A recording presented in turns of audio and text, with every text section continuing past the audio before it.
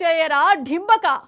ఎందుకు ఇట్లా అంటున్నా అంటే వెనకటనట స్కూలుకు పోవాలంటే కొండలు గుట్టలు దాటుకుంటా కిలోమీటర్ల దాకా నడుచుకుంటా పోయేదట కదా. ఇప్పుడు అట్లున్నదా జమానా?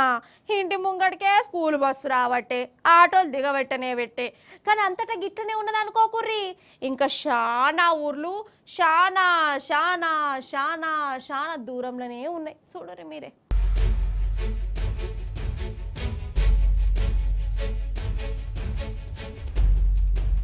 వామ్మో ఈ పిల్లలను చూడురిగా. ఇప్పుడు వీళ్ళు బడికి పోవాలి కానీ నీళ్ళు ఇరుక్కపోయారు.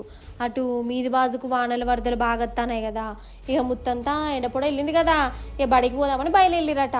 వీళ్ళు బడికి పోవాలంటే చిన్నపాటిన అది దాటాలి, ఊరికి మంతనా కట్టలే, ఏం కట్టలే, చదువు కోసం నదులు దాటిపోతారట వీళ్ళు దినాము. ఇక వరదలు వచ్చినాయి కదా పాపం వీళ్ళ తానులాట చూడురి, చదువు కోసం పానాలని అడ్డం పెడతారు. కొంచెం అటు ఇటు అయినా అంటే కథమే కదా. అయినా ఈ లీడర్లకు జ్ఞానం ఏంటొస్తుందోళ్ళ, ఓట్ల కోసం ఇది చేస్తాం అది చేస్తాం అంటారు ఈ లీడర్లు.